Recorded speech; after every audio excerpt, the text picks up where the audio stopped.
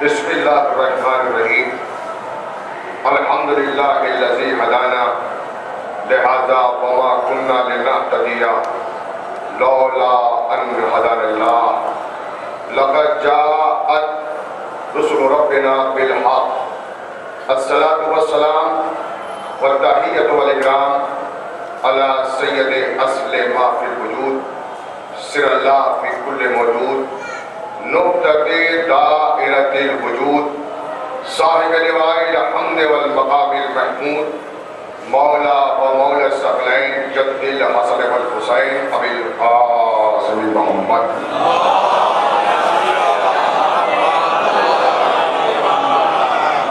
ثم الصلاة على ولیہ و وصیہ و عقیہ و امینہ و خلیفتہ بلا فصل اشرف العطرتہ و ناطق الحجتہ و باب الحکمتہ فاتح خیبر زوج بطول امیر المومنین امام المتقین امام المشارق والمغارب غالب کل غالب علی ابن ابی طالب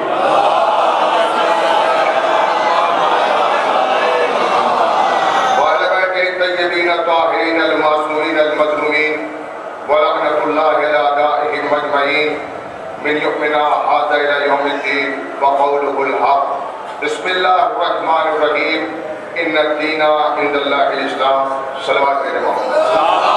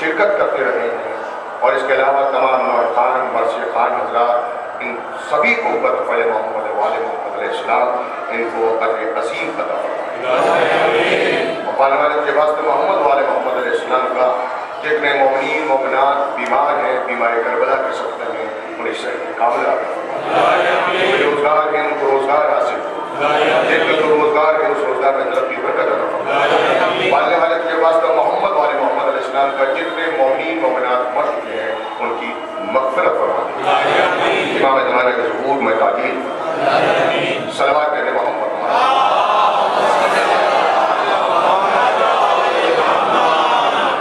حضرات اس آیہ کریمہ کے تحت میں جو سلسلے گفتگو حقیقی اسلام کے عنوان سے آپ حضرات کی خدمت میں جاری ہے آج کی اس الوداعی مجلس میں عرض یہ کرنا ہے جیسا مسلسل آپ حضرات کی خدمت میں یہ عرض کر رہا ہوں کہ اگر اسلام مل سکتا ہے حقیقی اسلام تو صرف محمد وآل محمد علیہ السلام ہی سے مل سکتا ہے اہل بیت اطہار ہی سے حقیقی اسلام مل سکتا ہے اس لیے کہ صرف 3 شخصیتیں ایسی ہیں اسلام میں کہ جن سے ہم اسلام لے سکتے ہیں یا تو ہم اصحاب سے اسلام لے سکتے ہیں یا ہم ازواج سے اسلام لے سکتے ہیں یا ہم اہل بیت سے اسلام لے سکتے ہیں اس لیے کہ یا تو اصحاب پیغمبر کے قریب رہے یا ازواج پیغمبر کے قریب رہیں یا اہل بیت پیغمبر کے قریب رہیں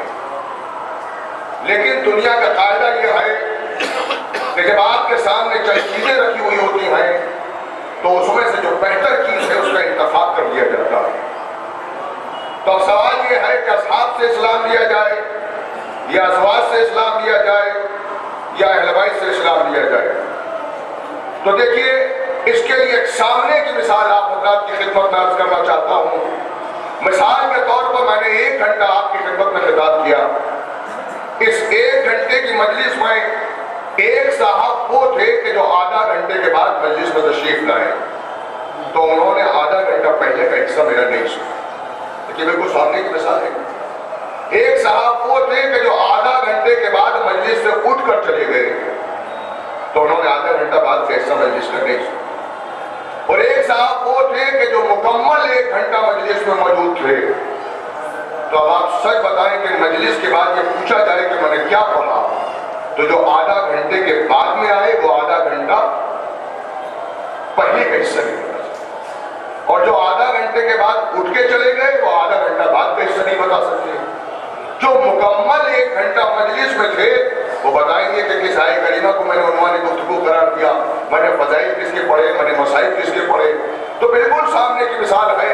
ہم اصحاب سے اسلام لیں یا ازواج سے اسلام لیں یا اہل بیت سے اسلام لیں، تو یاد رکھیے اصحاب پیغمبر کے ساتھ مسجد میں تو رہ سکتے ہیں، لیکن پیغمبر جب مسجد سے اٹھ کر گھر کی جانب جائیں گے تو اصحاب کے قدم رک جائیں گے، اصحاب گھر میں داخل نہیں ہو سکتے.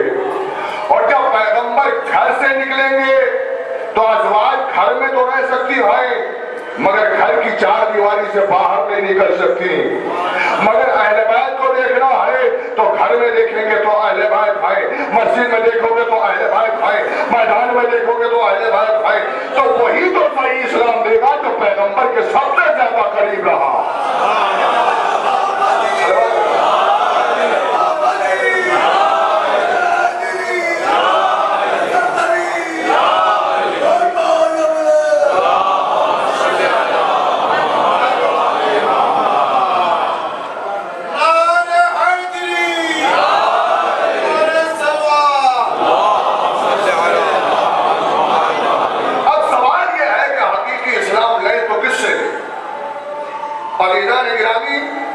پیغمبر نے فرما دیا کہ میرے بعد میری امت میں 73 فرقے ہو جائیں گے، جس میں 1 فرقہ جنت میں جائے گا، باقی تمام فرقے دوزخ میں جائیں گے.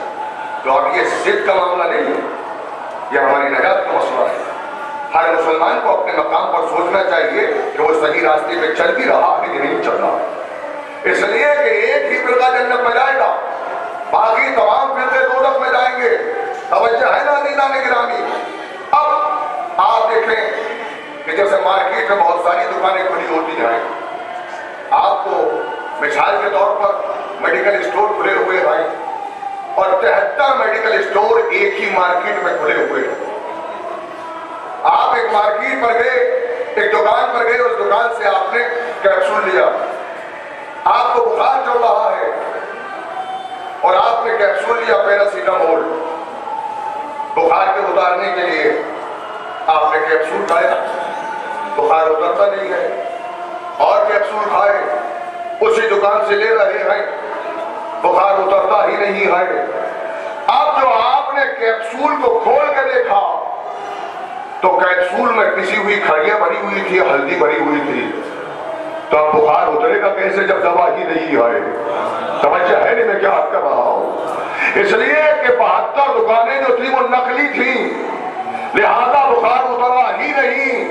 اگر اصلی دکان سے لیا ہوتا تو آپ کا بخار اتر جاتا. میرا جملہ توجہ سے سنیے گا عزیزان گرامی.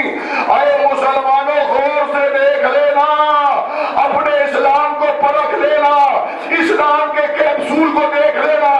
کہیں ایسا نہ ہو کہ لیبل تو محمد کا لگا ہو، مال ابو سفیان کا بک رہا ہو.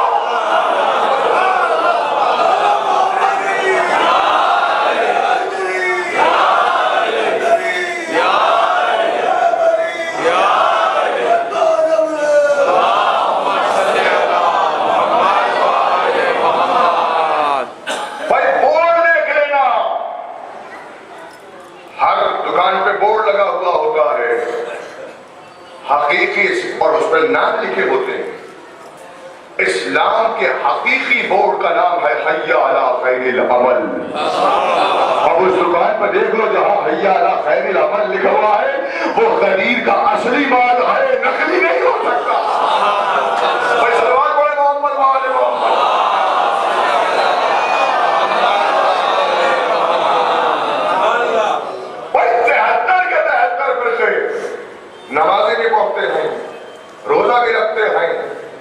بھی کرتے ہیں اس کے باوجود 72 فرقے دوزخ میں جا رہے ہیں. وہ کون سی چیز ہے جو 72 فرقوں کو دوزخ میں لے جا رہی ہے اور ایک فرقہ جنت میں جا رہا ہے؟ نمازوں میں کوئی اختلاف نہیں، معمولی اختلاف ہے، نماز تو پڑھتے سب ہے.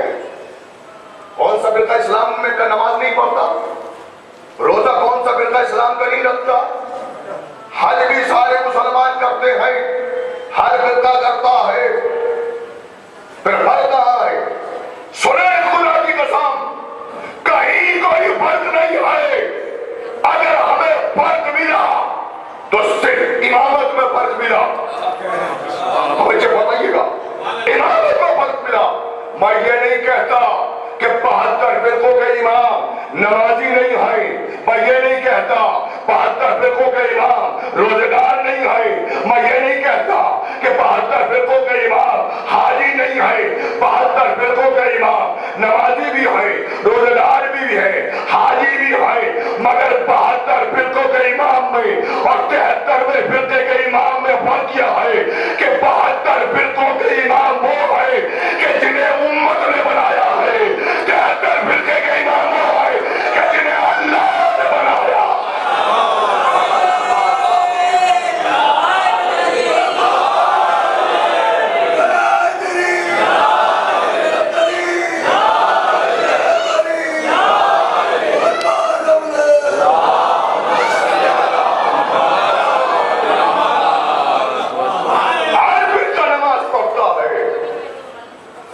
جہنم کا نام ہے جو صرف نمازیوں کے لیے بنی ہے. اس میں نمازی ہی جائیں گے. توجہ ہے، نماز کی اہمیت کا انکار کوئی نہیں کر سکتا. نماز کی عظمت، نماز کی اہمیت کا انکار کوئی نہیں کر سکتا. مگر یاد رکھیے گا، ایک جملہ کہہ رہا ہوں، عظمت نماز سے کوئی انکار نہیں کر سکتا. مگر یاد رکھیے گا، نمازیں کوڑا کاغذ ہیں بغیر اہل بیت کی محبت کے.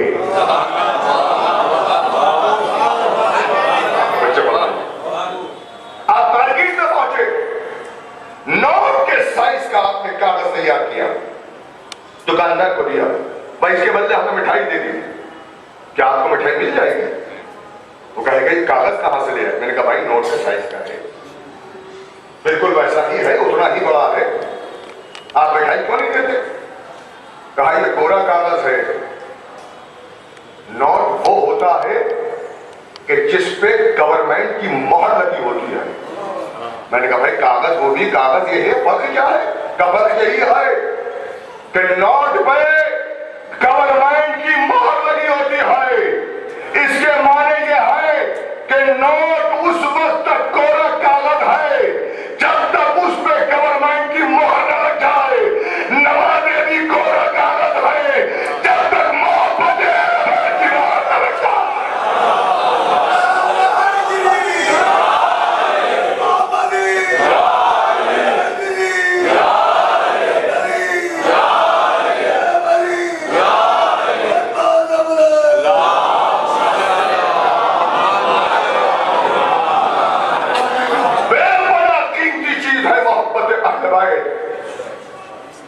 توجہ ہے نہیں، بڑی قیمتی چیز ہے. صادق آل محمد کی خدمت میں ایک شخص آیا اور آ کے کہا مولا بڑا غریب، بڑا تنگدست، مفلس، مولا میرے گھر میرے بچوں کے فاقے ہیں، مگر میں آپ سے بڑی محبت کرتا ہوں، میں آپ کا چاہنے والا ہوں. چھٹے امام نے فرمایا کہ یا تو غریب نہیں ہے یا ہمارا محب نہیں ہے. مولانا غلط بیانی سے کام نہیں دے رہا، سچ کرتا ہوں، بے پناہ آپ سے محبت کرتا ہوں، اور یہ بھی سچ ہے کہ میرے گھر میرے بچوں کے پاک ہیں. کہ نہیں، یا تو غریب نہیں ہو سکتا، یا تو غریب نہیں ہے یا ہمارا محب نہیں ہے. امام نے کہا ایک بات بتا، اگر کوئی تیرے سامنے سونے اور چاندی کے ڈھیر لگا دے اور تجھ سے یہ کہے کہ ہماری محبت دل سے نکال دے، تو کیا تو نکال سکتا ہے؟ مولا سونے اور چاندی کے ڈھیر اگر پہاڑ بھی دے دی جائے تو ٹھوکر مار دوں گا، مگر آپ کی محبت دل سے نہیں نکال سکتا. تو کہا پھر تو غریب کہاں ہے؟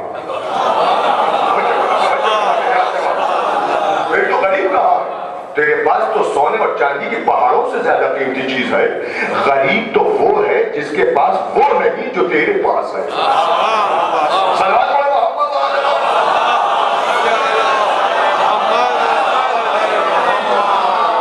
سنیں حقیقی اسلام کس سے ملے گا اور کہاں ملے گا حقیقی اسلام؟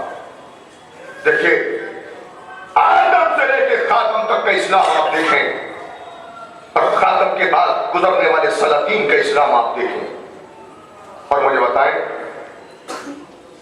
کہ آدم کی زندگی کیا تھی، نوح کی زندگی کیا تھی، موسیٰ کی زندگی کیا تھی، ابراہیم کی زندگی کیا تھی؟ کیا آدم محلوں میں رہتے تھے؟ کیا نوح محلوں میں رہتے تھے؟ کیا ان کے خزانے سونے چاندی کے دریا اگلتے تھے؟ تو آپ یہ کہیں گے نہیں، یہ انبیاء جو تھے محنت کش تھے، یہ محلوں میں نہیں رہتے تھے، ان کے پاس خزانے نہیں تھے. توجہ فرما رہے کیا ان کے جسموں پر دیوا اور حریر کے خلق تھے؟ کہ نہیں، بلکہ تاریخ یہ لکھتے ہیں کہ جتنے انبیاء تھے محنت کش تھے، مزدوریاں کرتے تھے. انبیاء کی سیرت، انبیاء کی زندگی یہ ہے کہ کسی نے ایک ایک روٹی پہ ایک پورا پورا دن کاٹ دیا، صحراؤں میں بھٹک بھٹک کے زندگیاں گزار دی. توجہ ہے نہیں؟ تمام انبیاء کی آپ سیرت دیکھیں، نہ ان پہ خزانے تھے، نہ دولت تھے، ان کے پاس کچھ بھی نہیں تھا. توجہ ہے نہیں عزیزان گرامی؟ اور دوسری طرف آپ یہ دیکھیں کہ جو اپوزیشن تھے، جو مقابلے میں آئے، آپ بتائیں جو فرعون تھا کیا ٹوٹی ہوئی دیواروں کے سائے میں رہتا تھا؟ نہیں، وہ تو محل میں رہتا تھا. کیا فرعون کے جسم پر پیہن لگا ہوا لباس تھا؟ کہ نہیں، اس کے جسم پر تو بہترین لباس رہتا تھا، وہ تو عالیشان محلوں میں رہتا تھا، وہ بہترین فرش خاک پر سوتا تھا. توجہ ہے نہیں؟ ہم نے کہا نمرود کے بارے میں کیا خیال ہے؟ دیکھیے لمحہ فکریہ ہے، آپ کے اذہان عالیہ کو ایک منزل تک لانا چاہتا ہوں. بتائیے نمرود کے بارے میں کیا خیال ہے؟ کہ وہ بھی بڑا مغرور بادشاہ تھا، اس نے بھی فرعون کی طرح خدائی کا دعویٰ کیا تھا، عالیشان محل میں رہتا تھا، اس کے پاس بلوری قصر تھے، اس کے پاس خزانے تھے، اس نے بھی خدائی کا دعویٰ کیا تھا. شداد کے بارے میں کیا خیال ہے؟ کیا شداد ٹوٹی ہوئی دیواروں کے سائے میں رہتا تھا؟ کیا پتھروں کے بچھونے کے سوتا تھا؟ کیا اس کے جسم پر پیمن لگا ہوا لباس ہوتا تھا؟ کہ نہیں، شداد بھی بڑا مغرور بادشاہ تھا اور اس نے بھی خدائی کا دعویٰ کیا تھا، اور وہ تو اتنا مغرور تھا کہ اس نے اپنے ماننے والوں کے لیے ایک جھوٹی جنت تک بنا ڈالی. بھائی جنت کا ذکر ہے قرآن میں کہ نہیں؟ جھوٹی جنت تک بنا ڈالی. بھائی کیوں جنت بنائی شداد نے؟ اس لیے کہ شداد جانتا تھا کہ جو مجھے خدا کہے گا وہ خدا کی جنت پر تو جائے گا نہیں، کم از کم اپنے ماننے والوں کے لیے ایک جھوٹی جنت ہی بنا ڈالو. تو کام تو شداد نے کیا تھا، کم از کم اپنے ماننے والوں کے لیے جھوٹی جنت تو بنا ڈالی. مگر مسلمانوں جن لوگوں نے تمہیں گمراہ کیا وہ تمہارے لیے ایک جھوٹی جنت تک نہ بنا سکے. آپ نے ملاحظہ فرمایا؟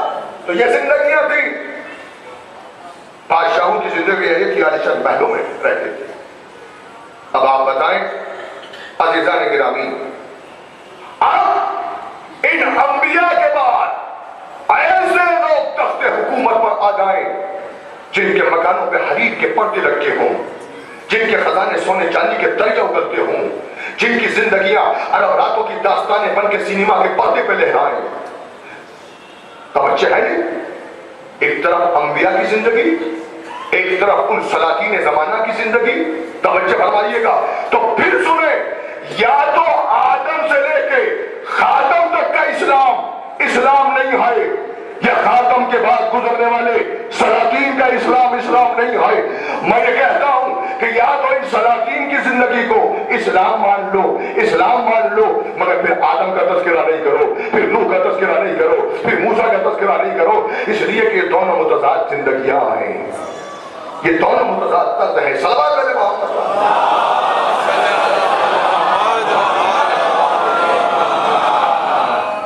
اور دوسری طرف ائمہ تحقیق کا اسلام، آئینے کے سامنے رکھ کے دیکھیے گا، کردار دیکھیے، سیرت دیکھیے.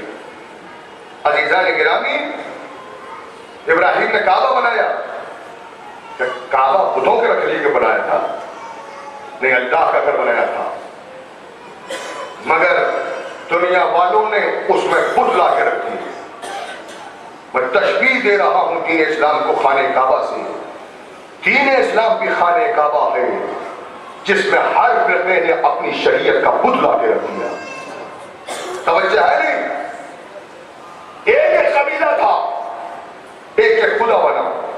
360 قبیلے تھے، 360 خدا بنائے. بھائی جب اپنے خدا الگ بنا دیے تھے تو گھر بھی الگ بنا لیا ہوتا. مگر جب گھر خدا تو بنا لیے مگر لا کے رکھتے ہیں اللہ کے گھر میں. یہ اللہ کے گھر میں لا کے کیوں رکھا؟ اس لیے کہ کعبہ اللہ کا گھر کہلاتا تھا. جب اللہ کے گھر میں رکھیں گے تبھی تو یہ خدا کہلائیں گے. بھائی توجہ ہے نہیں؟ تبھی تو یہ خدا کہلائیں گے. تو آپ نے دیکھا کعبہ ایک، دین ایک، شریعت ایک، قرآن ایک، رسول ایک، مگر قبرستان الگ. مریں گے الگ، قبر میں اٹھیں گے الگ. توجہ ہے نہیں؟ مگر قرآن کیا کہتا ہے؟ یوم ندعو کل اناس بامامہم، ہم سب کو سب کے اماموں کے ساتھ بلائیں گے. بھائی قرآن کی آیت ہے، قرآن کہتا ہے کہ سب اپنے اپنے امام کے ساتھ جائیں گے. یاد رکھیے گا امام ہی کے ساتھ جانا ہے جس نے اس دنیا میں جس کو امام بنا دیا، بس اسی کے ساتھ جائے گا. اگر آخری سانس میں بھی امام بدل دیا تو پھر اسی کے ساتھ جائے گا جو بدلا. دلیل ہے میرے پاس، حر نے آخری وقت میں بدلا تھا. توجہ ہے؟ دیکھا آپ نے آخری وقت میں بدلا تھا. جو امام ہے اسی کے ساتھ جانا ہوگا. اللہ تو فقط امام کو دیکھے گا کہ آ کس کے ساتھ رہا ہے. اللہ کسی کو نہیں دیکھے گا، صرف امام کو دیکھے گا کس امام کے ساتھ آ رہا ہے. جیسے کہ دیگ پک رہی ہے، چاول پک رہے ہیں. ہم نے باورچی سے پوچھا کیا دیگ تیار ہو گئی؟ اس نے ایک دانہ نکالا اور کیوں دبایا؟ کہا دیگ تیار. میں نے کہا بھائی ایک ہی چاول تو دیکھا ہے آپ نے، ایک ہی چاول تو دیکھا ہے. آپ نے یہ کیسے کہہ دیا کہ پوری دیگ تیار ہو گئی؟ کہا تم سمجھے نہیں، ایک چاول کے دانے نے پوری دیگ کے چاولوں کا مستقبل طے کر دیا. جیسے ایک چاول کا دانہ دیگ کا مستقبل طے کر دیتا ہے، ویسے ایک امام امت کا مستقبل طے کر دے گا.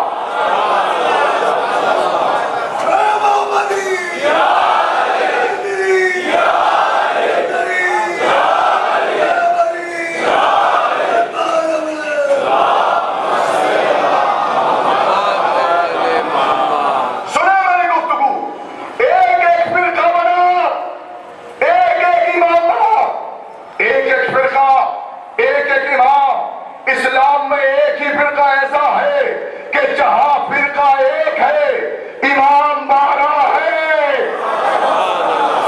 ارے یہ ہر امام کا فرقہ کیوں بدل گیا؟ 12 اماموں کا فرقہ کیوں نہیں بدلا؟ یہ اس کی دلیل ہے کہ جتنے امتوں نے امام بنائے سب مختلف الخیال تھے، مگر یہ 12 کے 12 کردار میں ایک تھے، سیرت میں ایک تھے.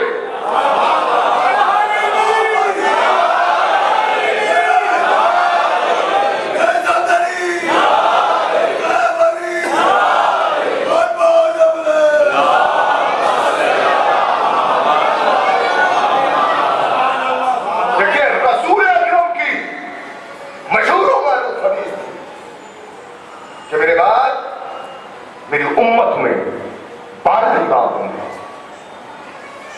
اور یہ اتنی متفقہ بین الفریقین حدیث ہے کہ دلیل دینے کی ضرورت نہیں ہے اس حدیث کے بارے میں. اس لیے کہ جس نے بھی امام بنائے 12 بنائے. اس لیے کہ حدیث اتنی مشہور تھی کہ جو بناتا گیا 12 ہی بناتا گیا. بنو امیہ کا دور آیا، انہوں نے 12 کی تعداد پوری کر دی، 12 امام ہو گئے. اب 13 میں آ گئے. انہوں نے کہا بھائی ان کا کیا کیا جائے؟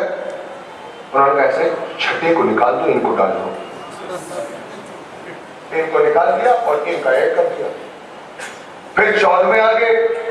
کہا بھائی ان کا کیا کریں؟ کہا ایسا کرو تیسرے کو نکال دو، ان کو ڈال دو. ان کو نکالا، ان کو ڈال دیا. پھر ایک اور آ گئے. کہا 8ویں کو نکال دو، ان کو ڈال دو. توجہ ہے، یہ سب ہوتا رہتا ہے. بنی عباس کا دور آیا، ان کے 12 پورے 5वें को निकाल दो, इनको डाल दो। एक एक निकाला गया, एक एक डाला गया, नतीजा ये निकला कि 12 की तादाद तो सबने पूरी कर ली, मगर नाम सबके अलग अलग हो गए, फहरिस्त सबकी अलग अलग हो गई। मैं दावे से कहता हूं कि किसी फिरके के इमाम से ये पूछ लो कि वो 12 इमाम जिनके बारे में रसूल ने फरमाया है, जरा उनके नाम बता दो। अगर किसी फिरके का आलिम नाम बता दे तो मैं मजहब बदल दूंगा। समझ का फरमाया मैं क्या कर रहा हूं? और हमारे बच्चे से पूछेगा तो नाम भी बताएगा, अंदाज भी बताएगा।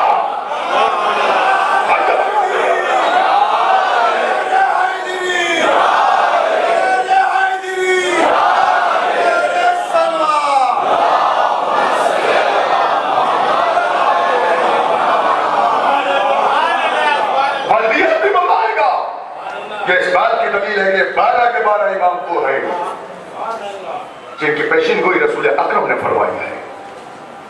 और मैं आपकी खिदमत अर्ज करूं, अजीजों, हम किससे इस्लाम लें? हकीकी इस्लाम कहां से मिलेगा? आपको मालूम है साहिबे शरीयत अंबिया जो हैं वो 5 हैं। पहले नबी कौन? जनाब नूह साहिब शरीयत, इब्राहिम, मूसा, ईसा, और आखिरी सरकार दौर।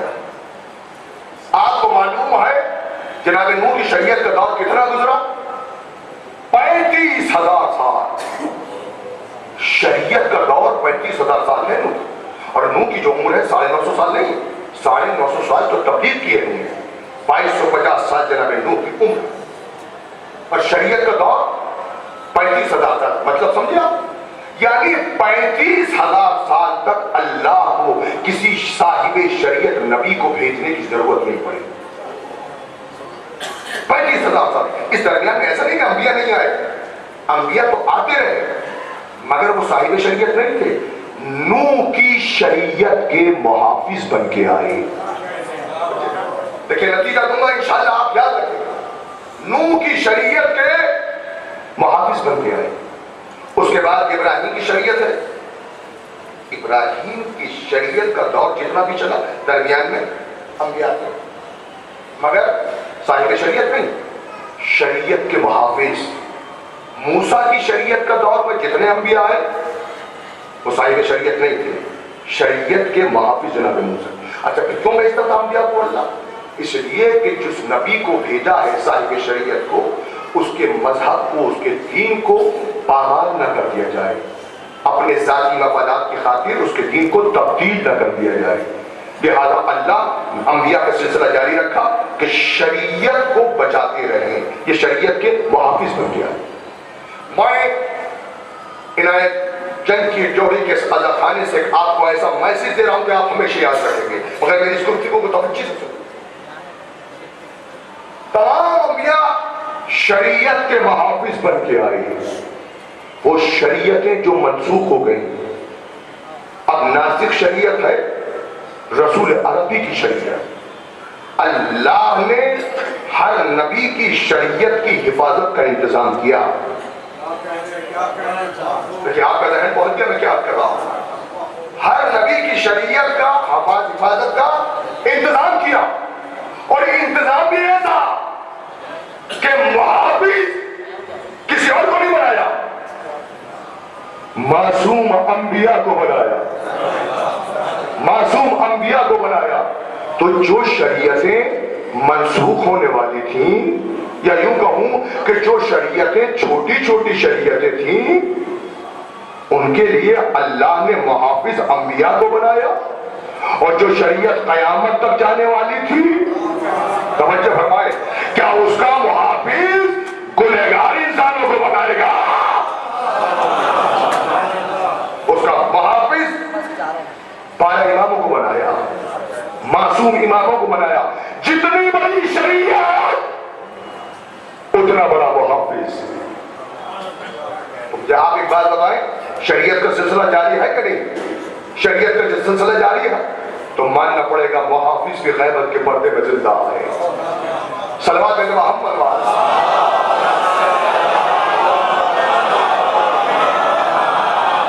अब सुने, جن کو ہم مانتے ہیں، ہم سے مت پوچھیے، آپ جا کے اپنے علماء سے یہ پوچھئے کہ جن 12 اماموں کو ہم نہیں مانتے ان کا کردار کیسا تھا، ان کی سیرت کیسی تھی، ان کا زہد و تقوی کیسا تھا، ان کی عبادت الہی کیسی تھی۔ خدا کی قسم ان 12 اماموں کے کردار میں کسی فرقے کا کوئی عالم کمی نکال دے، اسے میرے پاس لے کے آؤ، میں اس امام کے ہاتھ پہ بیعت کرنے کے لیے تیار ہوں۔ لیکن ہر فرقے کا عالم یہ کہتا نظر آئے کہ کردار میں ان کا جواب نہ تھا، سیرت میں ان کا جواب نہ تھا، زہد و تقوی میں ان کا جواب نہ تھا، عبادت الہی میں ان کا جواب نہ تھا۔ اور آج ایک بات کہتا ہوں اس منبر سے، ہمارے اماموں کو قید خانے میں کیوں ڈالا؟ کیا ہمارے اماموں نے کسی کو معاذ اللہ قتل کیا تھا، کسی کا مال و اسباب لیا تھا؟ ہمیں جرم بتائیں کہ اماموں کا جرم کیا تھا؟ کیوں ہمارے اماموں کی زندگیاں قید خانے میں گزری؟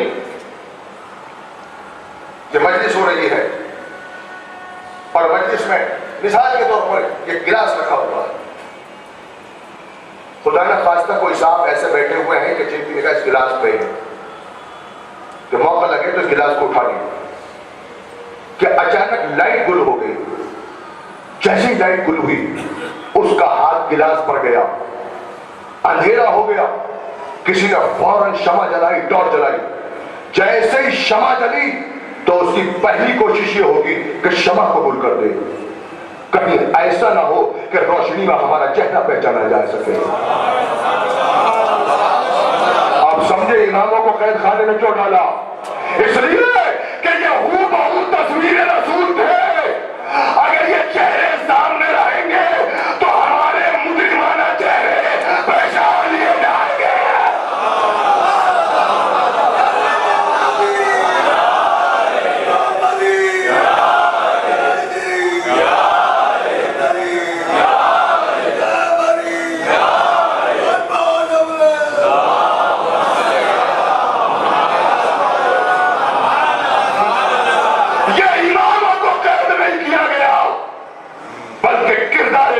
کو قید کیا گیا، مگر قید خانے کرنے والے یہ نہیں جانتے کہ دنیا میں کوئی ایسا قید خانہ نہیں بنا جس میں روشنی کو قید کیا جا سکے۔ انہیں قید خانے میں ڈال دیا مگر ان کے کردار کی روشنی قید خانے کی دیواریں توڑ کے باہر نکل گئی۔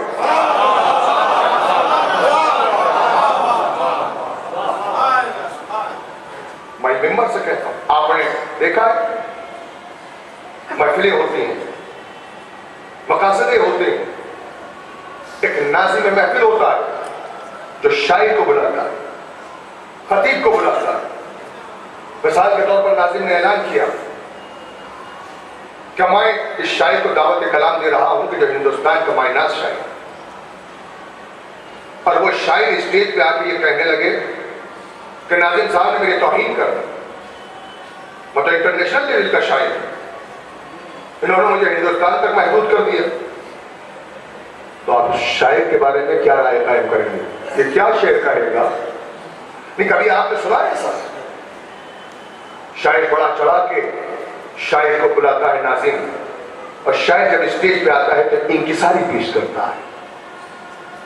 آپ نے خطیب کو بلایا کہ میں ہندوستان کے مائناز خطیب احمد رضا نقوی کو دعوت دیتا ہوں کہ وہ ممبر پہ تشریف لائیں، اور میں نے آنے کے بعد یہ کہا صاحب انہوں نے میری توہین کر دی، میں انٹرنیشنل لیول کا خطیب ہوں اور یہ کہہ رہے ہیں کہ ہندوستان کا مائناز خطیب، تو آپ میرے بارے میں کیا رائے کہیں؟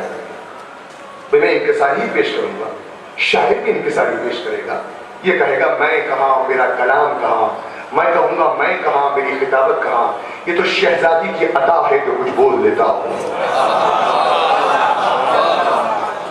یہی ہوتا ہے بھائی، یہی طریقہ ہے، مگر میں انکساری کر سکتا ہوں۔ دیکھیے عجب بات ہے، توجہ سے سن لیجیے گا، میں انکساری کر سکتا ہوں، شاعر انکساری کر سکتا، مگر ہمارے امام انکساری نہیں کر سکتے، معصوم انکساری نہیں کر سکتا۔ ہم ممبر پہ آ کے یہ نہیں کہہ سکتے ہم بہت بڑے عالم ہیں، مگر ہمارے امام کو حق ہے کہ وہ کہیں کہ ہم سے بڑھ کر عالم کوئی کائنات میں نہیں ہے؟ کیا آپ تصور کر سکتے ہیں کہ امام آ کے کہے میں کہاں میرے؟ نہیں، امام انکساری نہیں کر سکتا، کبھی انکساری نہیں کر سکتا، مگر یہ کہیں کہ ہم سے بڑا کوئی عالم نہیں ہے، یہ کہنا نہیں چاہتے اپنی زبان سے، حالانکہ حق ہے، یہ کہہ سکتے ہیں مگر کہنا نہیں چاہتے۔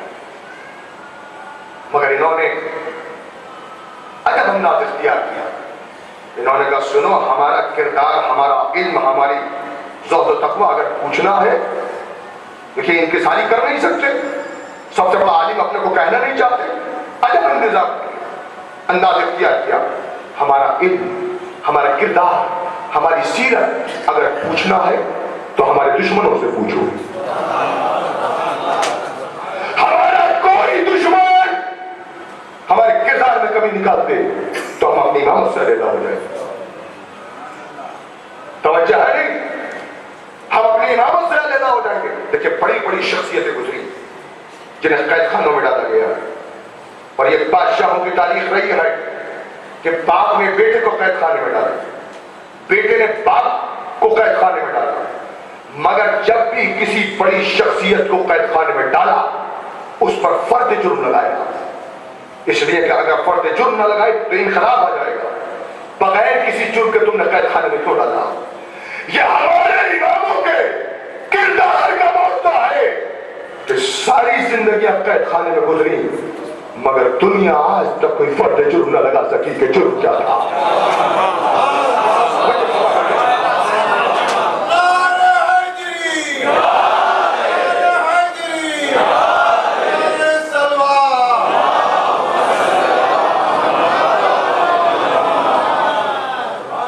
دیکھیں میں نے مسلسل مولا کائنات کے فضائلات کے بیان کیے، مگر آج ایک امام کا تذکرہ کرنا چاہتا ہوں، اور اس انداز سے سنیے گا جیسے مولا کے فضائل سنتے ہیں، اس لیے کہ رسول نے فرمایا اولنا محمد اوسطنا محمد آخرنا محمد وکلنا محمد، یہ سب کے سب محمد سے۔ کہ جب اس حدیث کو بھی پڑھتا ہوں تو حیران ہوتا ہے، بعض چیزیں ایسی ہیں کہ ہمارے علماء جب ترجمہ کرتے ہیں تو صحیح ترجمہ نہیں ہوتا، جیسے مثلا الفاطمہ تو بذات منی، فاطمہ میرا ٹکڑا ہے، ترجمہ کر دیتے میرے جگر کا ٹکڑا۔ کہاں ہے لفظ جگر؟ آپ بتائیں، دل کا ٹکڑا، ایسا نہیں۔ اب اس کی تفصیل عرض کروں کہ اس سے کیا ہے، جیسے اولنا محمد واوسطنا محمد وآخرنا محمد وکلنا محمد، ترجمہ کیا کیا کہ 14 کے 14 محمد ہیں۔ 14 کے لفظ کہاں ہے اس حدیث میں؟ آپ بتائیں گے؟ پوری حدیث میں نے پڑھی آپ کے سامنے، کہیں 14 کا لفظ ہے اس میں؟ نہیں ہے۔ نہیں، جب 14 کا لفظ نہیں ہے تو آپ نے 14 کیوں کہا؟ کل لفظ ہے، کل کے کل محمد، تو جب کل آ گیا تو عباس بھی محمد، علی اکبر بھی محمد، قاسم بھی محمد، اور محمد بھی محمد۔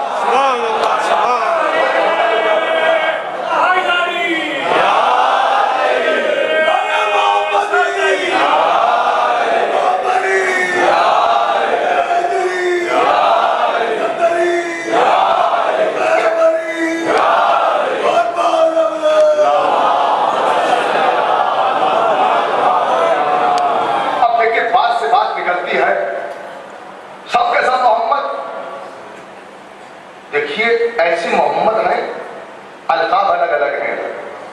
پہلے امام کا لقب کیا ہے؟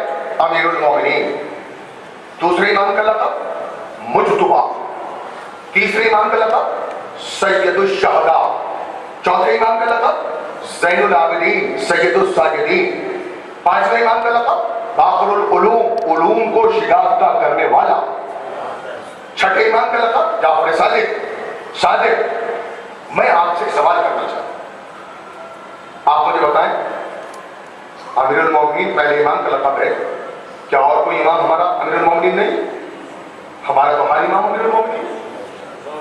دوسرے امام کا لقب مجتبی، کیا کوئی اور امام ہمارا مجتبی نہیں؟ ہمارا ہر امام مجتبی، ہمارا ہر امام سید الشہداء، ہمارا ہر امام زین العابدین، ہمارا ہر امام سید الساجدین۔ بات فقط اتنے کہ جس کا جیسا زمانہ تھا ویسا لقب مخصوص کر دیا. کسی کا علم ظاہر کرنا ہوا, کسی کا زمانہ ایسا تھا کہ اس کی عبادتوں کو ظاہر کرنا تھا, ویسا لقب دے دیا. ورنہ دلیل ہے میرے پاس, ہمارا ہر امام مصطفیٰ بھی ہے, سید الشہداء بھی ہے. میرے چوتھی امام کی خدمت میں ایک شخص پہنچا, کہ مولا کیا کہنا آپ کی عبادتوں کے, کیا آپ کا لقب سید العابدین ہے, آپ کا لقب سید الساجدین ہے. مولا جو لقب آپ کو ملا آپ کے سوا کسی امام کو نہیں ملا. جبین امامت پر شکر آ گئی. فوراً امام محمد باقر علیہ السلام سے کہا, بیٹا میرے جد کی عبادتوں کا صحیح پڑھ لیا. صحیح پایا, امام نے صحیح پر کھول کے رکھ دیا. کہ سن, میں زین العابدین اس وقت کہلایا جب میں نے عبادت کی, میں سید الساجدین اس وقت کہلایا جب میں نے سجدے کیے. مگر خبردار میری عبادتوں کا موازنہ میرے جد کی عبادتوں سے مت کرنا. ارے تو خود سوچ, جس کی ایک سر پر عبادت ثقلین بڑھ گئی.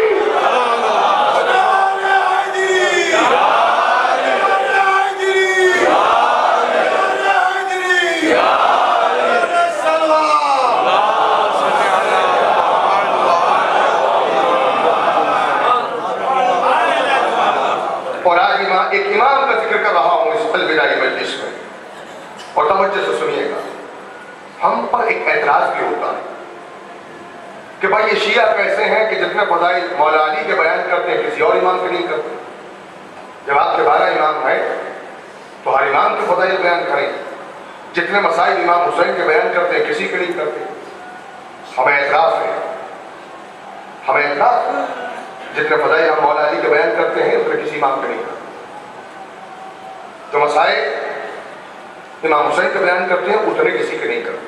سچ ہے, اعتراض اپنی جانب صحیح ہے, مگر بات دراصل یہ ہے کہ جس کے پاس چند ہی فضائل ہوں وہ گھما پھرا کے وہی بیان کر دے.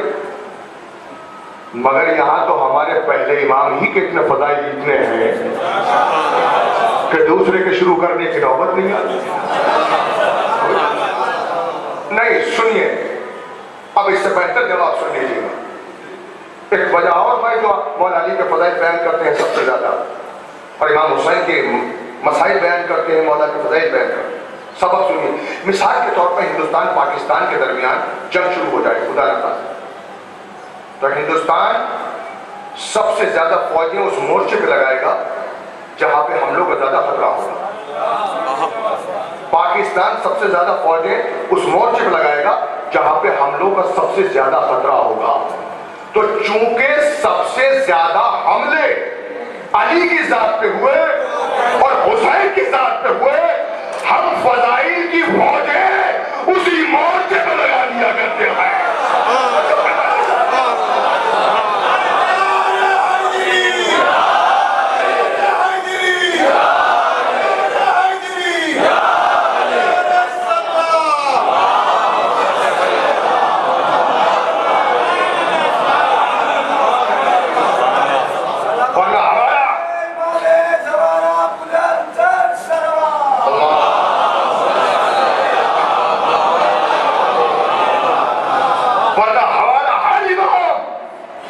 فضائل اکٹھا کے مارتا ہوا سمندر. میرے نویں امام رضا علیہ السلام کو زہر دے دیا گیا.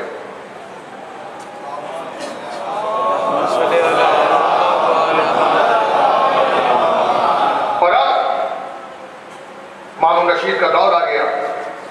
مامون رشید نے امام رضا علیہ السلام کو زہر دیا, اور اس کے بعد تاریخ یہ لکھتی ہے کہ امام محمد تقی علیہ السلام کو بلایا.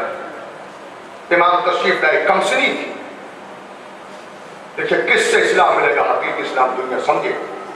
کہ وہ بادشاہ کہ جس نے انسانیت سوچ حرکت کی. تاریخ یہ کہتی ہے کہ وہ بادشاہ ہے جس نے شرابیں ایجاد کی, جس نے نغمے ایجاد کیے, اور وہ اسلام کا ٹھیکیدار کہلایا, اسلام کا ذمہ دار. آپ لہجہ پڑھوائیں. مامون رشید کی سواری جا رہی ہے, ایک بلند سواری پر بیٹھ کر مامون جا رہا. کون مامون؟ جس کی ٹوٹ تھاڑ دنیا پہ حکومت تھی. آپ اندازہ لگائیں. آگے آگے منادی ندا دیتا ہوا، حکومت کے نمائندے تلوار لیے ہوئے، فوج اور لشکر ساتھ میں، منادی ندا دیتا ہے، ہوشیار خبردار باملاحظہ بادشاہ مامون رشید کی سواری آ رہی ہے. لوگوں کا عالم یہ ہے کہ اپنی اپنی دکانوں سے اتر کر رکوع کی حالت میں کھڑے ہو گئے. بادشاہ اپنے اعزاز کا منظر دیکھ کر خوش ہو رہا تھا، تو وہیں دیکھا کچھ بچے ایک مقام پہ کھیل رہے ہیں. انہیں بچوں میں امام محمد تقی علیہ السلام بھی کھڑے ہوئے. بعض ذاکرین پڑھ دیتے ہیں،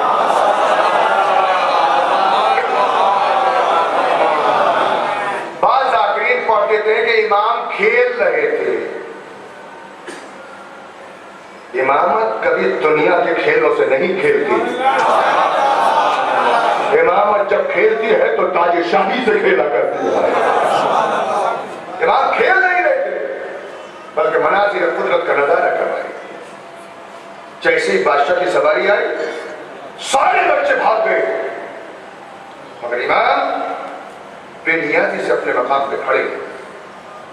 بادشاہ نے سوچا کہ شاید تھوڑی دیر میں ابھی چلا جائے گا. بچہ ہے کہ اطمینان سے کھڑا ہے، بے نیازی سے کھڑا ہے. جب سواری زیادہ قریب آ گئی، بچے کی بے نیازی نے شاہی وقار کو خطرے میں ڈال دیا. یہ بچہ یہاں سے گیا کیوں نہیں؟ قریب آیا، سارے بچے بھاگ گئے، آج کیوں نہیں بھاگے؟ میں کہوں گا بادشاہ تمیز سے بات کر. ارے جس گھرانے میں بھاگنے کا چلن ہی نہ ہو،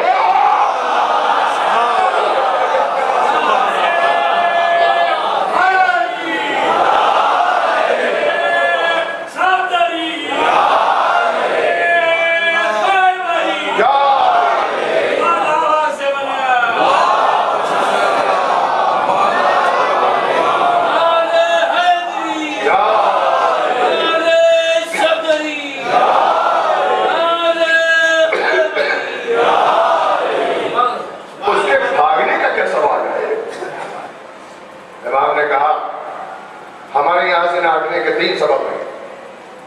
پہلا سبب تو یہ ہے کہ راستہ تنگ نہیں. امام نے بتا دیا بھاگتا وہی ہے جو راستہ تنگ ہوتا ہے.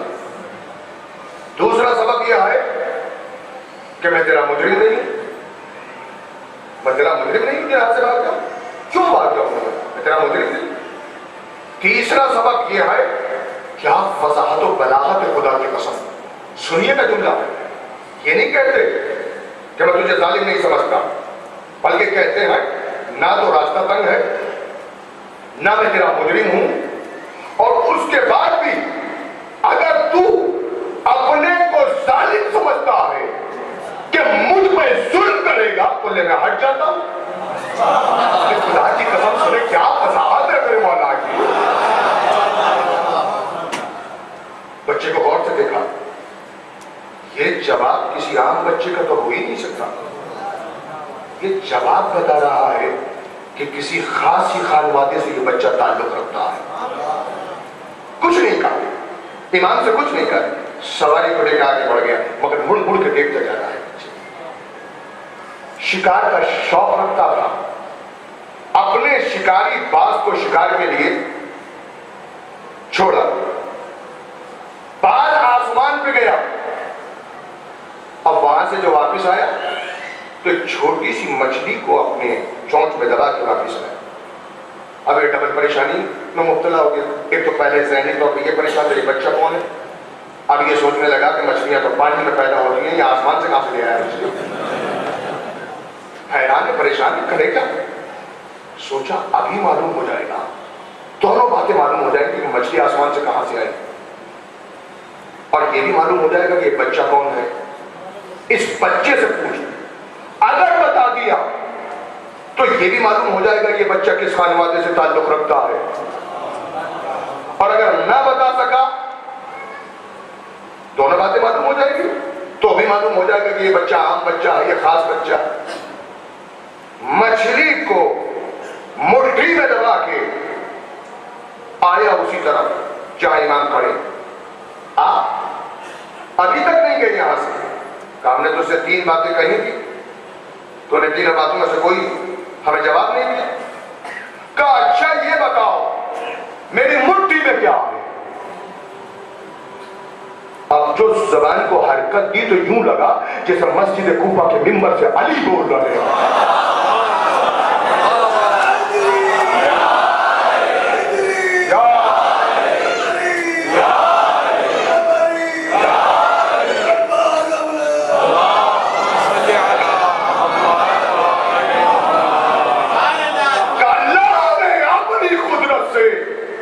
زمین و آسمان بنائے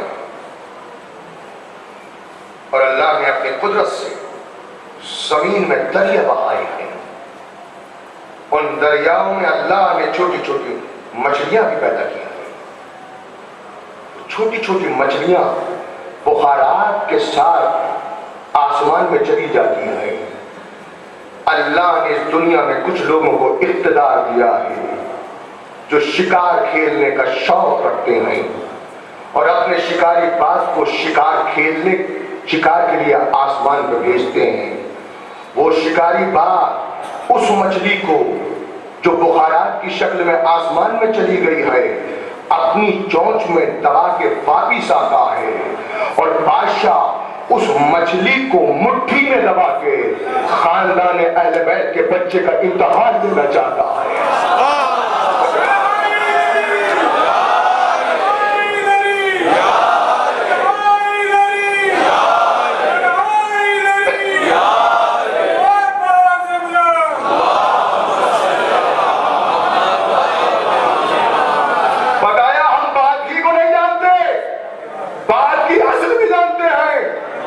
کسی کو اپنی اصلیت پوچھنا ہے تو ہم سے پوچھے۔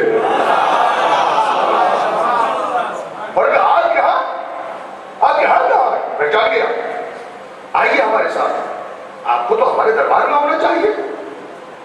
دیکھ دربار میں پہنچ گیا، ظاہری اعتبار سے امام کا بڑا احترام کرتا تھا۔ امام آتے تھے تو تعظیم کے لیے کھڑا ہوتا تھا، بہت احترام کرتا تھا۔ ایک روز اس نے کہا کہ ہم یہ چاہتے ہیں کہ اپنی بیٹی ام الفضل کا عقد ان سے کر دیں، امام محمد تقی علیہ السلام۔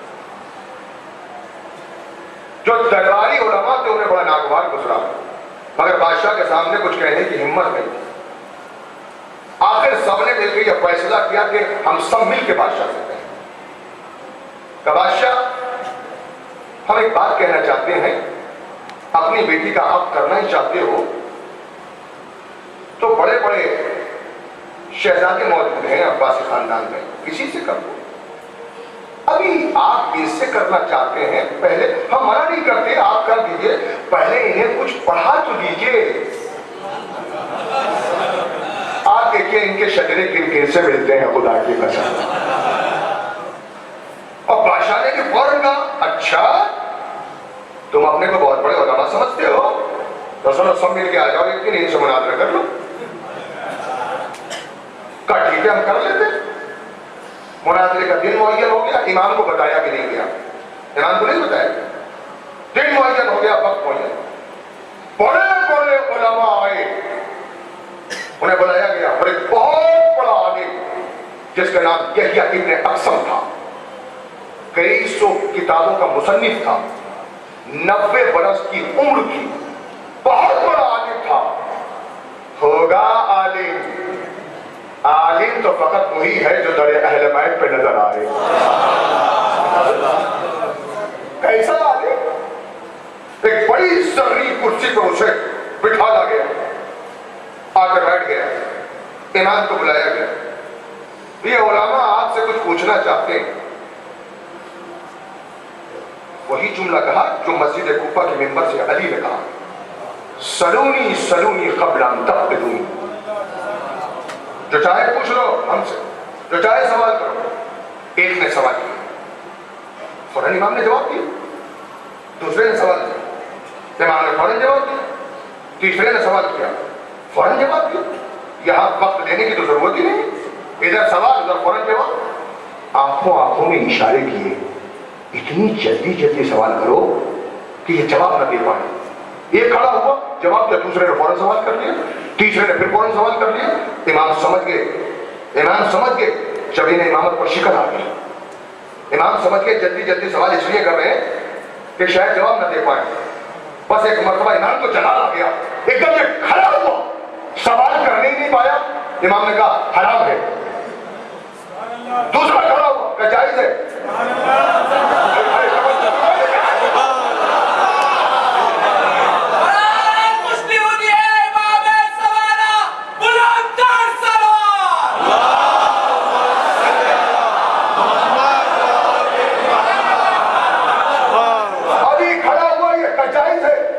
بیٹھ گیا.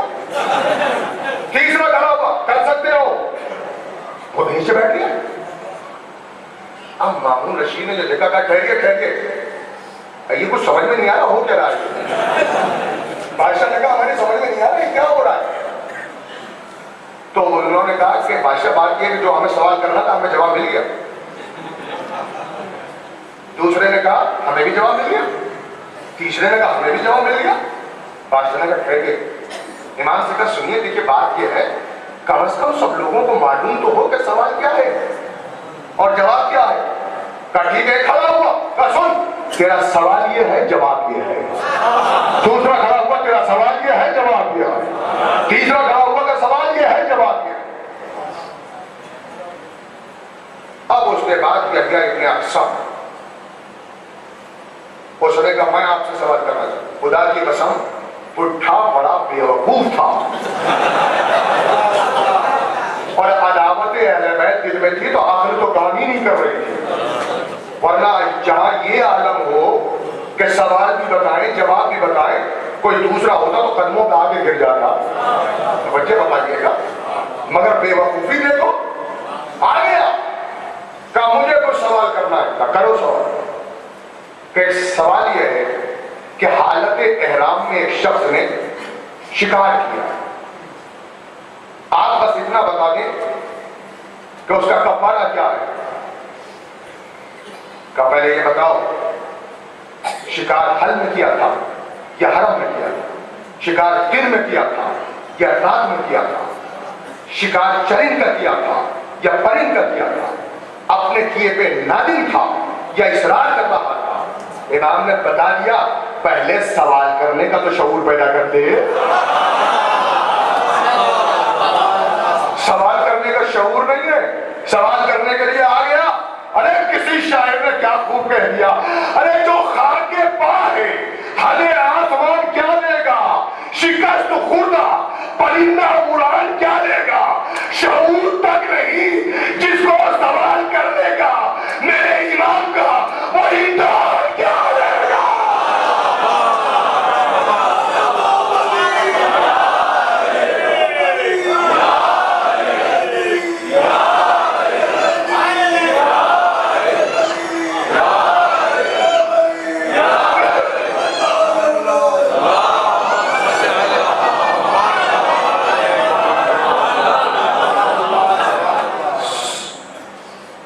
امام کہتے بتاؤ, ایک ایک بتاتا رہا. پھر امام سب کے سلسلے میں بتاتے ہیں کہ حل میں شکار کیا ہے تو یہ کفارہ ہے, حرم میں کیا ہے یہ کفارہ ہے, دن میں کیا ہے تو کفارہ الگ ہے, رات میں کیا ہے تو کفارہ الگ, سب الگ الگ ہے. کئی سو سوال امام سے کیے اور امام جواب دیتے ہیں. اس کے بعد امام نے کہا اب ہم بھی کچھ پوچھیں. کہا پوچھئے. بس ایک چھوٹا سا سوال ہے, وہ بتا یہ بتاؤ, ایک عورت پر طلوع آفتاب سے پہلے نگاہ پڑی تو وہ حرام تھی, طلوع آفتاب کے بعد حلال ہو گئی, ظہر کے وقت حرام ہو گئی, عصر کے وقت حلال ہو گئی, مغرب کے وقت حرام ہو گئی, عشاء کے وقت پھر حلال ہو گئی. بس یہ بتاؤ تو یہ عورت کون ہے؟ اب داڑھی کھلا رہا ہے, کون سی عورت ہے؟ کبھی حلال ہو جاتی ہے کبھی حرام ہو جاتی ہے. بادشاہ بھی پریشان ہے, سب پریشان ہے, کون عورت ہے؟ سر جھکائے بیٹھا. اچھا امام یہ نہیں ہے کہ امام اس سے کہے جلدی جواب دو جلدی جواب دو. امام جانتے ہیں کہ زندگی بھر بیٹھا رہے گا تو ایسے ہی بیٹھا رہے گا, جواب تو دے ہی نہیں سکتا. سلوات تو پڑھے محمد و آلہ.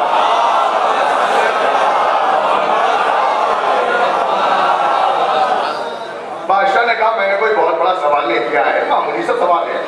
ارے طلوع آفتاب سے قبل ایک عورت پہ نگاہ پڑی تو وہ حرام تھی, طلوع آفتاب کے بعد کنیز بنا لیا تو حلال ہو گئی, ظہر کے وقت آزاد کر دیا تو حرام ہو گئی, عصر کے وقت نکاح کر لیا تو حلال ہو گئی, مغرب کے وقت طلاق دے دی تو حرام ہو گئی, عشاء کے وقت رجوع کر لیا پھر حلال ہو گئی. صلوات تو پڑھے محمد و آلہ.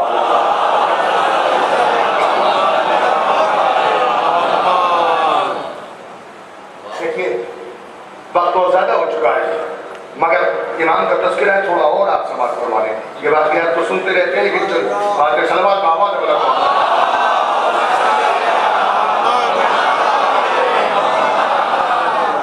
ام الفضل اپنی بیٹی سے عقد کیا بادشاہ, اور جب عقد ہوا تو تاریخ یہ لکھتی ہے کہ دنیا میں کسی کی ایسی شادی نہیں ہوئی جیسی شادی بادشاہ نے اپنی بیٹی ام الفضل. تھرڈ دنیا پر حکومت ہے, آپ تصور کریں, ایک بہترین محل بنوایا امام کے لیے. شب عروسی اس محل میں امام نے بہت عالیشان محل بنوایا فقط اس لیے کہ امام کے لیے مخصوص ہے. امام اس میں دیکھ جائے شادی کا دن آئے, بڑی شان کی شادی, اور کیسی شادی میں کیا کروں آپ کی خدمت میں. جب عقد ہوا تو بڑے بڑے تشت لائے گئے, بڑے بڑے تشت اور کاغذ کے پرزے جن میں پرچیاں بنی گئی, کچھ لکھا ہو, وہ تشت بھرے ہوئے ان پرچیوں سے. جب عقد ہو گیا وہ تشت میں ہاتھ ڈالا, پرچیوں کو نکالا, یوں پھینکا, لوگوں نے پرچیوں کو اٹھایا, کھول کے دیکھا, لکھا ہوا ہے فلاں جگہ کی زمین, فلاں جگہ کا علاقہ, فلاں علاقے کی جائیداد, جس کے پاس جو پرچی آ گئی وہ اس کی ہو گئی. سب کو کرے کیسی شادی ہوئی ہے, ایسی شادی. اور جب شادی ہو چکی تو کہا آپ کے لیے ایک مخصوص محل بنایا گیا ہے, آپ کو اس محل میں جانا ہے. امام نے کہا سنو, ہم کسی محل میں نہیں جائیں گے, ہم تو اپنے اسی مکان میں جائیں گے جہاں ہماری والدہ رہتی ہیں, ہم اس محل میں قدم نہیں رکھیں. اب جتنے علماء تو انہوں نے بادشاہ سے کہا ہم نہ کہتے تھے کس سے شادی کر رہا ہے, اتنا عالیشان محل بنایا ہے, وہ جانے کے لیے تیار نہیں. تو لوگوں نے کہا کہ ایک شب تو آپ گزار لیجیے, آپ ہی کے لیے مخصوص طریقے سے بنایا. ایک شب نہیں, ایک لمحے کے لیے ہم قدم ہی نہیں رکھیں گے وہاں نہیں جائیں گے. اور یہ کہ امام اٹھنے لگے, امام اٹھے وہاں سے جانے کے لیے. جیسے امام اٹھے سب پریشان ہوئے. فوراً ایک سارنگی بجانے والا, ایک طبلہ بجانے والا بادشاہ سے کہتا بادشاہ اگر تو اجازت دے تو میں ابھی روکوں انہیں. کہا اجازت دے. بس اس نے سارنگی بجانا شروع کیا, طبل بجانا شروع کیا. کیسے کیسے احمق لوگ تھے خدا کی قسم, بچے جیسے خود تھے ویسے ہی سمجھتے تھے. سارنگی بج رہی ہے, طبل بج رہا ہے, اور جو سارنگی بجاتا ہوا اتنی بڑی داڑھی اور طبل بجاتے ہوئے لوگ آئے کہ شاید اس طرح سے ہم روک لیں گے. جیسے ہی وہ سارنگی بجاتا ہوا امام کے قریب آیا, امام نے کہا شرم نہیں آتی, اتنی بڑی داڑھی دے رہی اور سارنگی بجا رہا ہے. تاریخ لکھتی ہے کہ کام کے گرا اور بے ہوش ہو گیا. اور لفظ یہ ہے کہ جب اٹھا تو ہاتھوں میں لاشا تھا. جلالت امام یہ ہے کہ زندگی بھر جب تک زندہ رہا ہاتھوں میں لاشا نہیں رہا. سلمان تو پڑے محمد.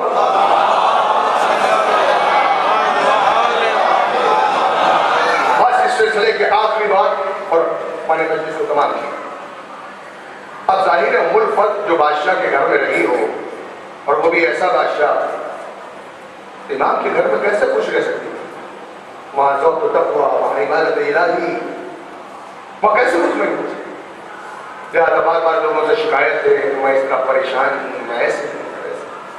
اور ایک بادشاہ کے کانوں تک یہ بات پہنچ گئی، مسلسل شکوے یہی تھے کہ نہ یہاں دولت ہے، نہ یہاں خزانہ ہے، کچھ بھی نہیں ہے۔ امام کے کانوں تک یہ آواز پہنچ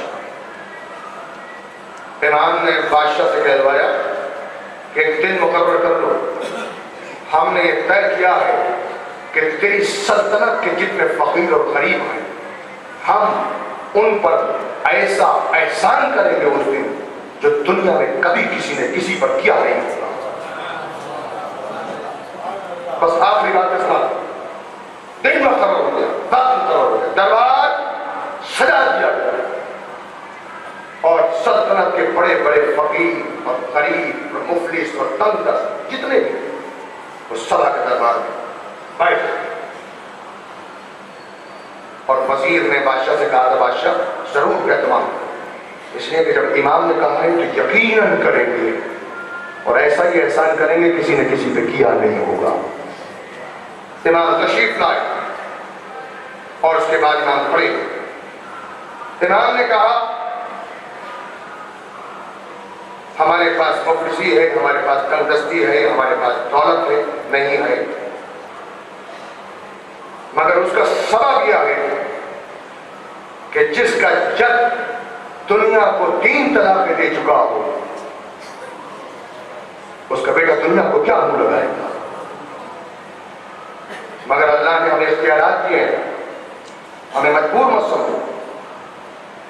کائنات کا خزانہ ہماری انگلیوں کے اشارے کو نکلتا ہے، کائنات کے خزانوں کی کنجیاں ہماری انگلیوں کی محتاج ہے۔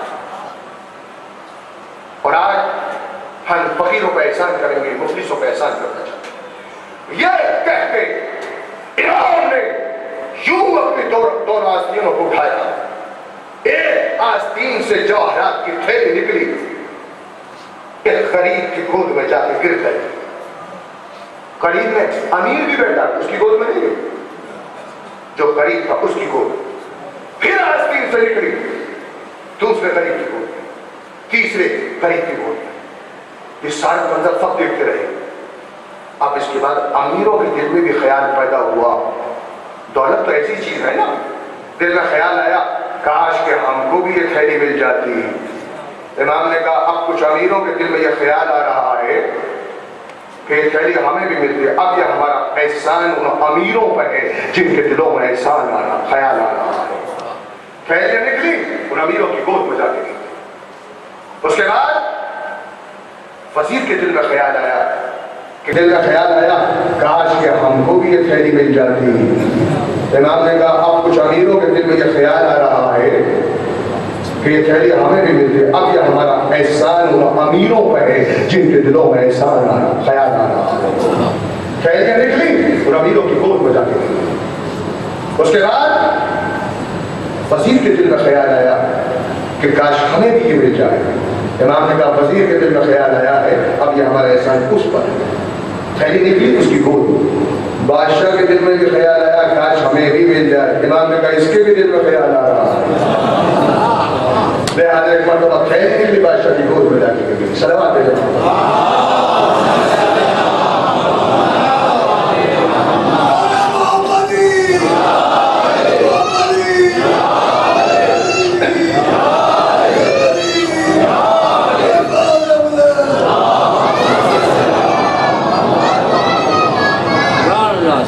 یہ وہ دروازے ہیں جہاں سے حقیقی اسلام ملے گا۔ عزیزان گرامی، اگر دنیا کو حقیقی اسلام چاہتی ہے تو کربلا آ جائے۔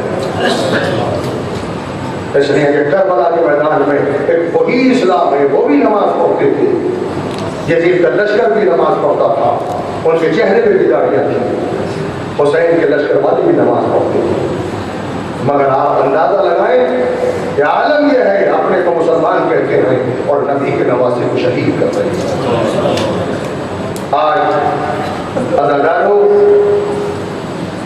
شب عاشور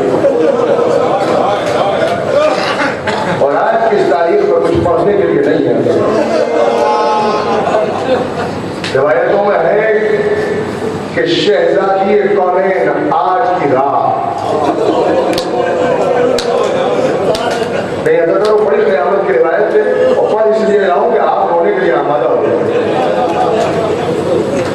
علامہ محمد رضی صاحب کبیر فرماتے ہیں کہ شب عاشور شام سے بی بی اپنی قبر سے برآمد ہوتی ہے اور کہا جاتی ہے جنت البقیع میں اپنی ماں کی قبر پر، اماں شب عاشور ہے، میرے بھیا کی سب ادا بچھی ہے، اماں پرسلے چلو، شہزادی کونین ہر ادا خانے میں جاتی ہے پرسلے ادادارو، آج کی رات بس یہ تصور کر لینا کافی ہے کہ آج ام لیلہ کا علی اکبر اس وقت زندہ ہے، قاسم حیات ہے، مگر کل کی صبح جو نمودار ہوگی تو فاطمہ زہرا کا چمن مجھا جائے گا، اکبر کے سینے پہ برچھی لگ جائے گی، قاسم کا لاشا پامال ہو جائے گا، حسین ایک ایک کا لاشا لے کے آتے، کبھی اکبر کا لاشا، کبھی قاسم کا لاشا، کبھی مولانا محمد کا لاشا، اور اس کے بعد حسین رخصت آخر کے لیے خیمے میں آئے، بہن کے گلے میں باہیں ڈال دی، بھیا کیا مدینے سے اس لیے لے کر آئے تھے کہ اس بیابان جنگل میں زینب کو بے سہارا چھوڑ دیا؟ حسین نے کہا میری بہن تم دنیا کے عام بہنوں جیسی بہن نہیں ہو، تم عباس کی بہن ہو، تم علی کی بیٹی ہو، میں چاہتا ہوں کہ تم صبر کی ان چوٹیوں کو سر کر دو کہ دنیا کی عقل حیران ہو جائے کہ جب سب سے بڑے صابر کا نام حسین ہے تو زینب کو کیا مرتبہ دیا؟ اس لیے کہ صبح عاشور سے عصر عاشور تک زینب اور حسین پہ 7 مسائل پڑے، مگر زینب پر ایک صدمہ یہ بھی ہے کہ بیمار بھتیجے کا بستر کھینچا گیا، ایک صدمہ یہ بھی ہے کہ خیموں میں آگ لگائی گئی، ایک صدمہ یہ بھی ہے کہ بھائی کا ساتھ نوکے لیتے میں بلند کیا گیا۔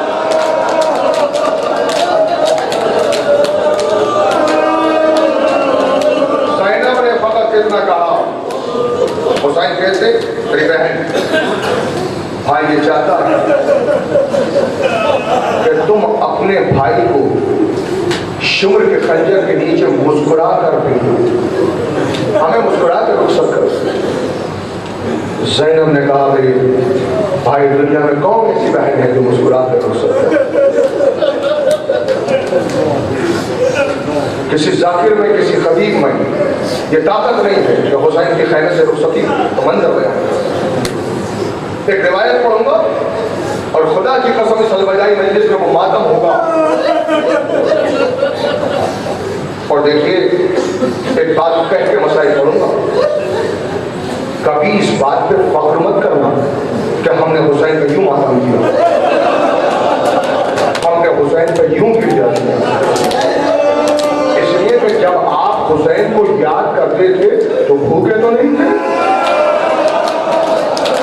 جب آپ حسین کو یاد کرتے ہیں تو پیاسے تو نہیں ہوتے، مگر حسین نے تمہیں اس وقت یاد کیا جب دنیا کا کوئی انسان یاد نہیں کرتا۔ خیمے سے رخصتی کسی ذاکر میں یہ طاقت نہیں ہے کہ بیان کروں، بس ایک روایت سے لیجیے معلوم ہوگا کہ خیمے سے رخصتی حسین کی کتنی بڑی مصیبت تھی۔ دربار یزید میں یزید نے شمر سے پوچھا، شمر یہ بتا دے کہ کربلا کے میدان میں تو نے وہ کون سا موقع دیکھا جب حسین گھبرا گئے، حسین پریشان ہو گئے؟ کہ شمر میں نے حسین کو اکبر کے سینے سے برچھی نکالتے ہوئے دیکھا مگر پریشان نہیں دیکھا، میں نے حسین کو قاسم کے ٹکڑے ٹکڑے لاش ابا کے دامن میں لاتے ہوئے دیکھا مگر پریشان نہیں دیکھا، میں نے حسین کو علی اصغر کو سپرد خاک کرتے دیکھا مگر پریشان نہیں دیکھا، مگر یعنی ایک موقع ایسا آیا جب میں نے دیکھا حسین گھبرا گیا، حسین پریشان ہو گئے تو بیان کر تو میں نے دیکھا جب حسین خیمے سے رخصت ہو کے باہر نکلے تو میں نے دیکھا 48 چھوٹے چھوٹے بچے باہر نکلے حسین کو حلقے میں لے لیا کوئی کہتا تھا بابا ہم جا رہے ہیں ہمیں کس کے حوالے کر کے جا رہے کوئی کہتا تھا سنا آپ جا رہے ہمیں کس کے حوالے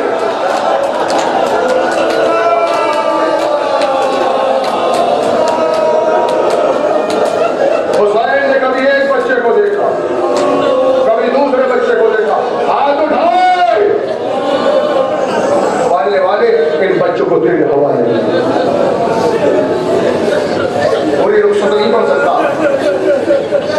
سید سجاد کے خیمے میں آئے تو سب چھوڑ دیا میں نے تفصیلات آپ صبح سے سنتے رہے ہیں بازو کو پکڑا رخصت مجھے آپ بتاؤ آپ یاد کرتے ہیں بھوکے تو نہیں ہوتے جب آپ ماتم کرتے ہیں پیاسے تو نہیں ہوتے دنیا کا کوئی انسان کسی کو یاد نہیں کر سکتا جب حسین نے آپ کو یاد کیا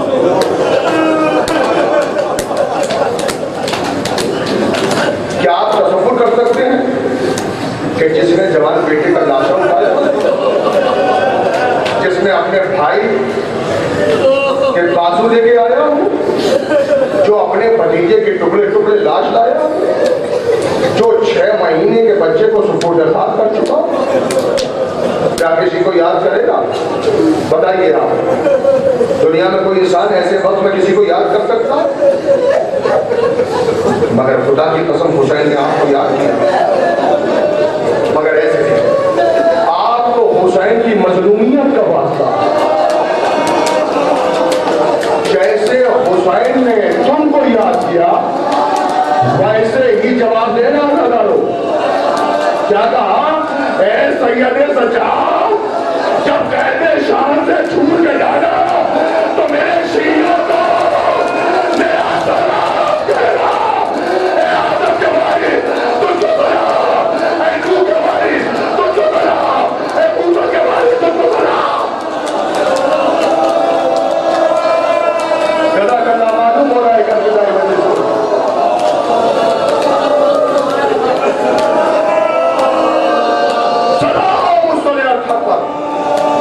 جسے لوگ نیزے پہ چڑھایا گیا سلام جس میں ابتس پر جسے گھوڑے کی ٹانگوں سے سنبھال کر دیا سلام اللہ بھائی مبارک پر جو آخری وقت تک امت کے لیے دعا کرتا ہے چلے حسین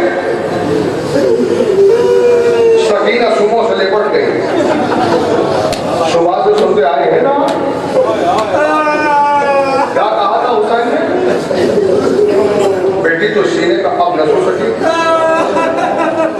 تو سکینہ نے کہا بابا ہمیں تو آپ کے سینے کے بغیر نیند نہیں آتی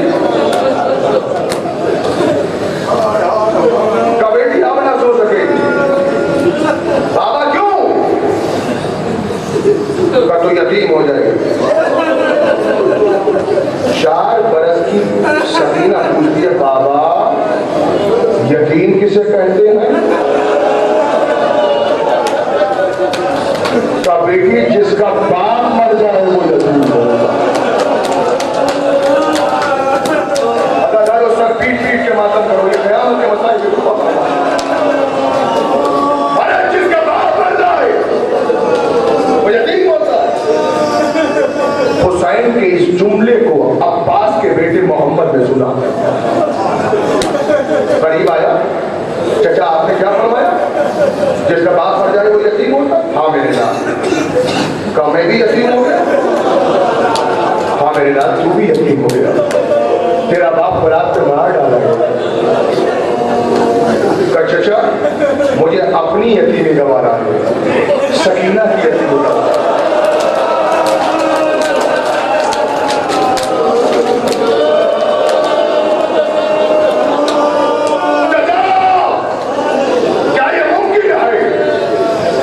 میدان میں نہ جائیں کہ بیٹا ممکن تو ہے مگر بات کیا ہے کہ تیرا باپ لشکر کا علمدار تھا اور جب علمدار لشکر مارا جاتا ہے تو پھر لشکر کے سردار کو میدان میں جانا پڑتا، میرا علمدار مارا گیا، اب تو مجھ ہی کو جانا ہوگا۔ بچے نے کہا چچا اب اگر آپ کا کوئی علمدار بن جائے تو آپ میدان میں نہ جائیں گے؟ بیٹا ممکن تو ہے مگر کون ہے جو میرا علمدار بنے؟ کہ چچا ٹھہر کے میں ابھی آیا۔ خیمے میں گیا، جا کے کہا اماں میرا چچا یہ کہتا ہے کہ میرے چچا کا کوئی علمدار بن جائے تو میرا چچا میدان میں نہیں جائے گا۔ اماں مجھے اپنی یتیمی گوارا ہے، سکینہ کی یتیمی گوارا ہے، اماں مجھے علمدار بنا دے۔ ماں نے بیٹے کو سینے سے لگایا، کمر میں پٹکا باندھا، ایک تلوار کا ٹکڑا ہاتھ میں لیا، ایک علم ہاتھ میں لیا، حسین جی کا خیمے میں لگی ہے کہ پردہ ہٹا، علم لیے ہوئے عباس کا بیٹا آگے بڑھا، چچا آپ کا علمدار آ گیا۔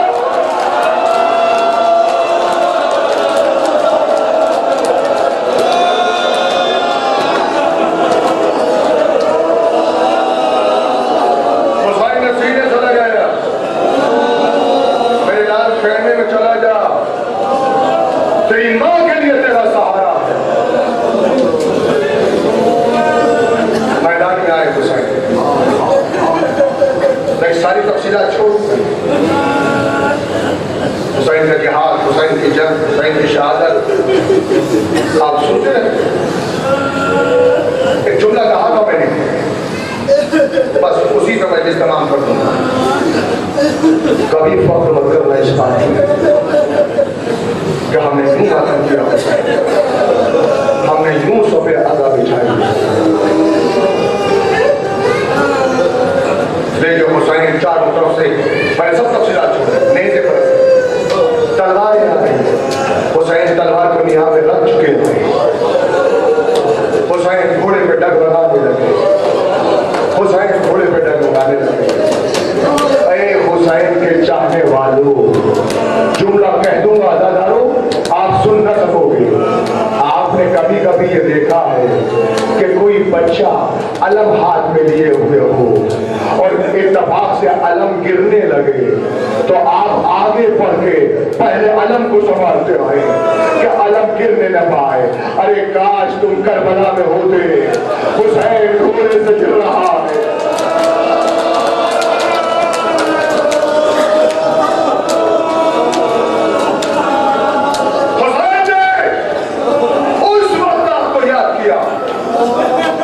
دنیا کا کوئی انسان یاد نہیں کرتا۔ بس روایت سنیے مجلس میں، علامہ دربندی یہ لکھتے ہیں کہ حسین نے کربلا کے میدان میں 3 آواز استغاثہ بلند کی۔ حسین نے پہلی آواز استغاثہ بلند کی، کربلا کے میدان میں گرد اڑی، اب جو گرد پھٹی تو کیا دیکھا؟ رسول اللہ بالوں کو بکھرائے ہوئے کھڑے، میرے حسین میں آ گیا، بتا کیا چاہتے جانا کوئی تمنا، بس ایک آرزو ہے کہ میرے لیے دعا کریں کہ جب شمر کا خنجر چل رہا تو میرے استقلال میں کوئی کمی نہ آئے۔ اے مولا کے چاہنے والوں، اس شب عاشور کی مجلس میں آپ سنیں حسین نے کب آپ کو یاد کیا؟ جب دنیا کا کوئی انسان یاد نہیں کر سکتا۔ علامہ دربندی لکھتے ہیں کہ دوسری آواز استغاثہ حسین نے بلند کی، کربلا کے میدان میں گرد اڑی، گرد پھٹی تو کیا دیکھا؟ علی مرتضیٰ سامنے، ارے حسین آ گیا، بابا بس ایک خواہش، جب شمر کا خنجر چلنے لگے تو آپ دعا کریں کہ میرے استقلال میں کوئی کمی نہ آئے۔ علامہ دربندی لکھتے ہیں کہ جب تیسری آواز استغاثہ حسین نے بلند کی تو کربلا کے میدان میں گرد اڑی، اب جو گرد پھٹی تو کیا دیکھا؟ فاطمہ زہرا بالوں کو بکھرائے ہوئے آئے۔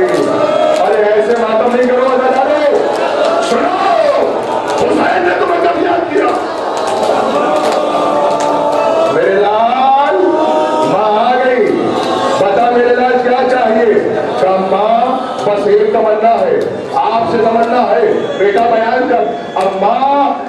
شبر کا خنجر چلے آپ اپنی چادر میرے گلے کے نیچے بچھا دینا، گلے کے نیچے بچھا دینا، اور یہ خوب بڑی چادر میں شہر کے روز لے کے جانا اور میرے رونے والوں کو چادر کا معاوضہ دے کے لوٹوانا۔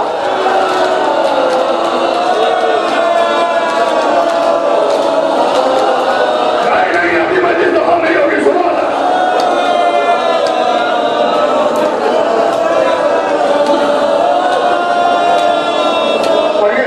مسائل پڑھ رہا ہوں، 12 منٹ میں اتنی قوت دے کے پڑھ سکوں اور آپ سن سکیں یہ مسائل تو پڑھ رہا ہوں، 2 منٹ سن لیجیے۔ ادھر شبر کا خنجر چل رہا ہے۔ سکینہ کا یہ دستور تھا کہ جب نماز کا وقت آتا تھا تو بابا کے لیے مصلی بچھا دی، عصر کا وقت آیا، سکینہ نے خیمے میں بابا کے لیے مصلی بچھا دیا، درے خیمے میں آگے کھڑی ہوگی۔ اللہ کبھی ایسا نہیں ہوا کہ میں نے مصلی بچھایا ہو اور میرا بابا نہ آیا ہو۔ سکینہ تو تم نے کہا مجھے دعا میں درے خیمے میں کھڑی ہو گئی۔ شمر بنو نے کیا کیا؟